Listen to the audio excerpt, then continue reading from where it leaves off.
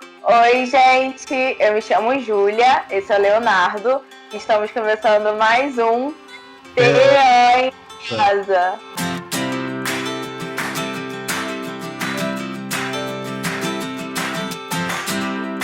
Essa é a segunda parte de um vídeo que saiu há pouco tempo, então eu vou deixar aqui em cima ele aparecendo, tá bom? Se você não viu, lembra de ver para você compreender melhor isso aqui. E lembra também de se inscrever no canal, de me seguir lá no Instagram e de me seguir por aqui também, tá bom? Esse é o Leonardo, ele já se apresentou no outro vídeo, então a gente vai partir direto para as perguntas, tá bom, El?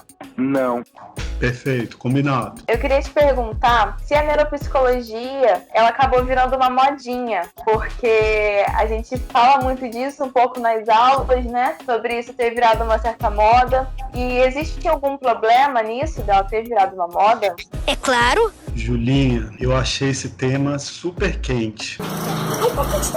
Quando você tocou que talvez a gente fosse abordá-lo, tudo assim, quando a gente fez um pouco uma aproximação, eu falei, poxa, eu acho que vai valorizar muito a discussão. E aí, no primeiro momento, pensei nessa dimensão de polêmica, né? Nessa dimensão, assim, de qualquer assunto que está sendo ainda discutido, ele causa esse fervor, né? Mas, por outro lado, eu comecei a pensar assim, gente, que interessante, né? Não no sentido de modinha, mas no sentido da oferta, no sentido da disseminação. Talvez, na minha parca opinião, assim, há 15 anos atrás, a gente tinha uma concentração muito grande de cursos que ofereciam talvez uma atualização profissional. Isso é coisa de coach. Até uma especialização concentrado só em algumas localidades. Basicamente, o eixo sudeste, mas muito sul, muito do sul do país, né? As formações, assim, bastante desejadas, bastante louváveis, se concentram de São Paulo para o sul mesmo, né? Só que aí, no Rio de Janeiro, que é onde a gente está assim, mais assim, próximo, eu fui assistindo muito interessante uma disseminação de cursos nessa área, né, com uma frequência razoável e de profissionais de muito renome vindo, trabalhando com esses profissionais aqui já formados ou ainda graduandos ou recém-formados. E isso, para mim, é uma verdadeira oportunidade. Eu acredito, sim, que se tornou uma moda no sentido da gente cada vez mais querer se especializar para isso que temos na formação aí, no estudo, na concepção teórica da terapia ocupacional desde sempre, né? Se a gente poder citar aí os estudos de Noam Katz, a gente vai ter muitos anos de contribuições, inclusive plenamente reconhecido entre a comunidade internacional, com outros pesquisadores, outros autores de renome também da área. É verdade. Mas isso foi se tornando muito mais acessível e é interessante que seja pela democratização. Alguns fatores eu acho que a gente merece citar. O próprio livro de modelos teóricos, né, modelos cognitivos da terapia ocupacional, escrito pela Noam Katz, ele teve uma tradução que custou muito a ficar pronta. Era um livro que a gente sabia, conhecia ele do inglês, tinha acesso a esse referencial teórico, mas ele não estava no português nosso. É mesmo?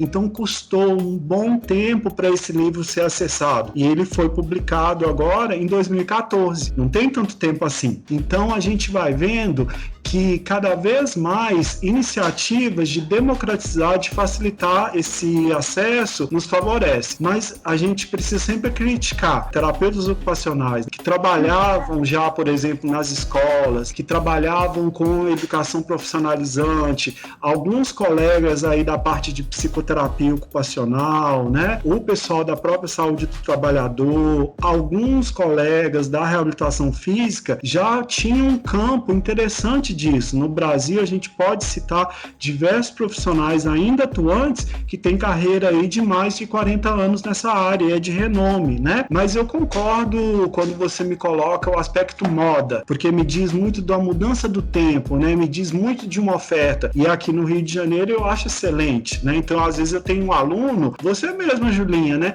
Antes de fazer a disciplina, poxa, Léo, tô indo lá no congresso, vou fazer o curso de rehab cognitiva, e eu falo, vai mesmo, me traz novidades, né? Então a gente vai vendo isso muito mais fácil, sem concentrar uma formação informação muito situada, inacessível, mas eu reconheço, sim, o que eu posso preocupar é no sentido do deslocamento do cognitivo como algo à parte, como se fosse assim, então eu só trabalho com rehab cognitivo eu não dialogo mais com TO.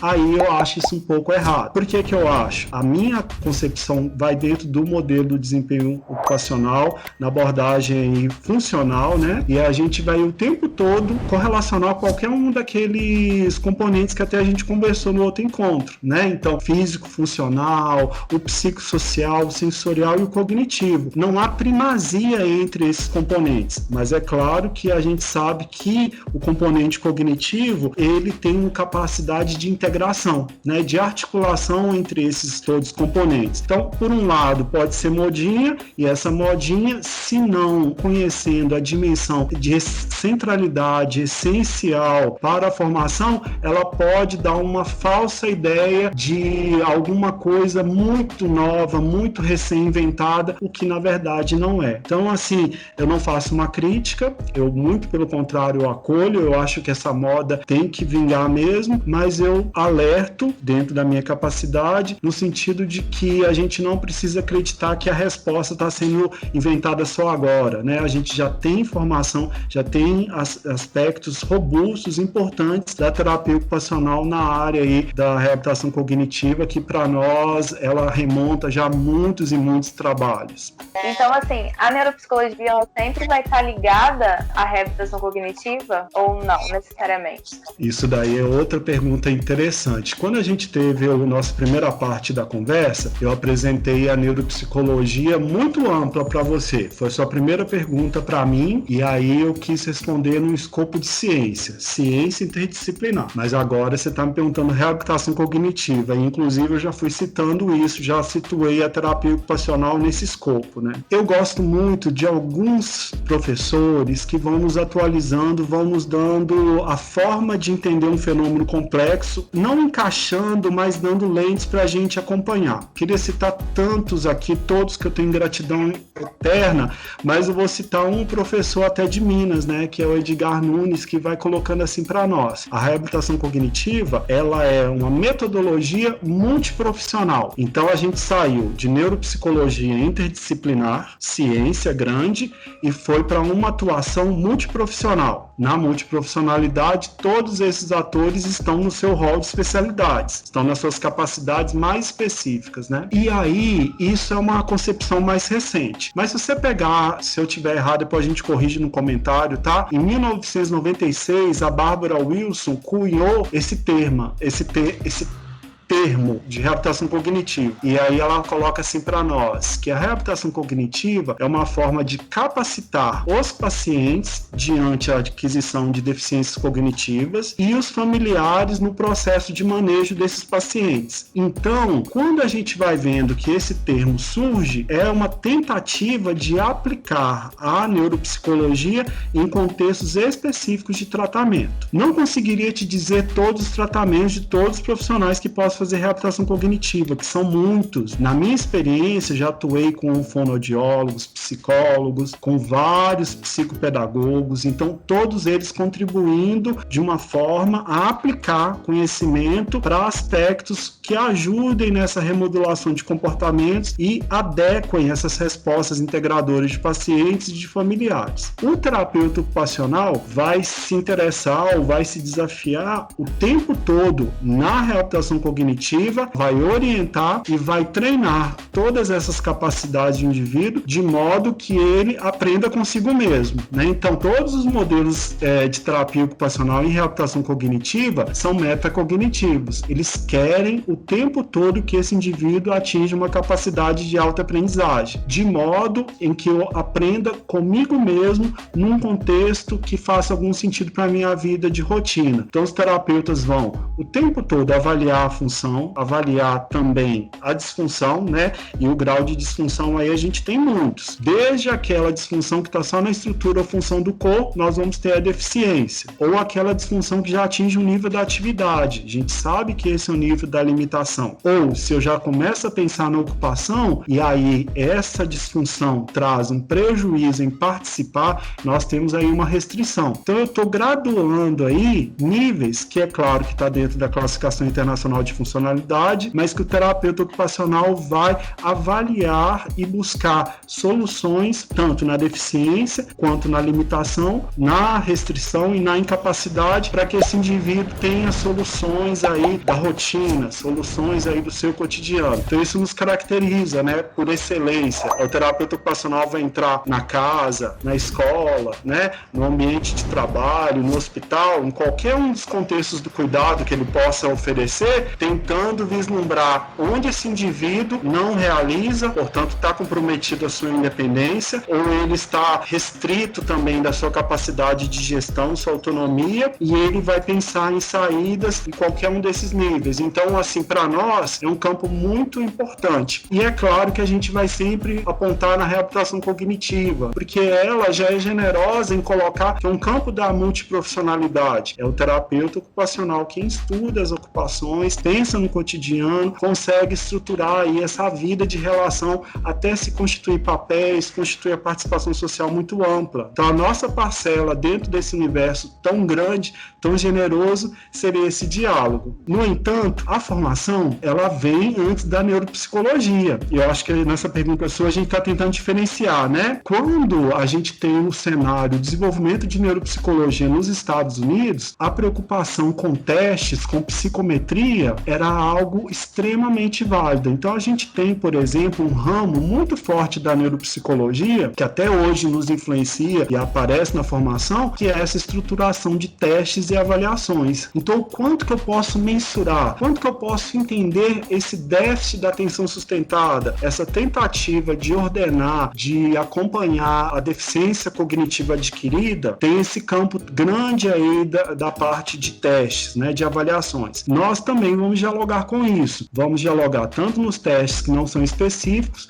quanto naqueles que vão caracterizar muito a nossa atuação. E os testes específicos de terapia ocupacional geralmente vão buscar funções executivas para se interessar mais, praxias, né, resoluções de problemas. Então a gente vai montando aí algumas avaliações que apoiam a realização de funções de ocupações. Mas me parece que o corpo, objeto de terapia ocupacional, de pensar no indivíduo em relação com atividades, em relação com contextos diários e ambientes, é uma contribuição muito importante aí para nós, né? Então, o terapeuta ocupacional e reabilitação cognitiva o tempo todo está preocupado com o ambiente. Lembrando que no ambiente inclui até relações humanas. Será que esse cuidador favorece a resposta integradora desse paciente? Ele permite o erro, ele permite repetir várias vezes essa etapa até que ela tenha um pouco mais de aprendizagem por parte do paciente? Então, a gente vai ter esse campo aí que eu acho que é um campo extremamente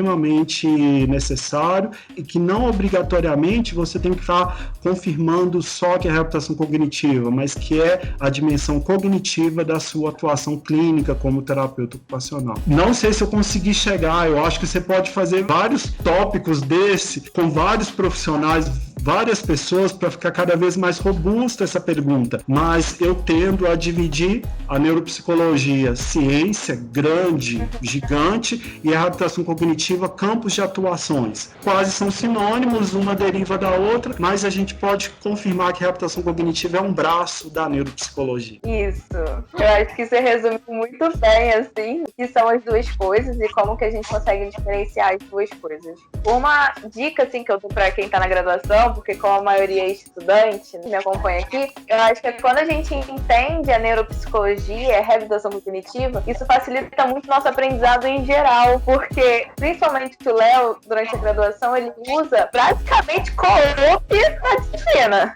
Porque você refaz, aí você errou, aí você refaz, faz de novo. E ele dá mais. É muito legal isso, porque você aprende exatamente o modelo na sua prática, em todas as práticas. Isso é muito interessante. E quando você aprende isso, você consegue usar em outras disciplinas positivas também. Então você percebe que você errou e ali você consegue consertar, mesmo que você não consiga uma nova nota, enfim, mas você consegue se reconsertar como profissional e aí você consegue ir usando isso em outras matérias. Eu acho isso muito legal, assim.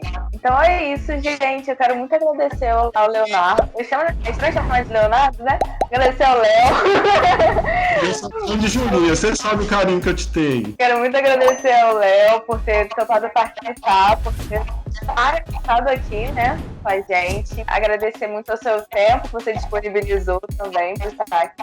Uma forma de agradecer também é vocês curtirem o vídeo, compartilharem com todo mundo, compartilharem esse conhecimento, que é muito importante. Se inscrever aqui no canal para você não perder nada e ver os outros vídeos do Léo, que eu vou deixar aqui em cima. E é isso, muito obrigada. Obrigado também, Julia, pela oportunidade. Aprendi muito com você. Ai, que bom. Beijo, gente. Até o próximo vídeo. Beijo, tchau.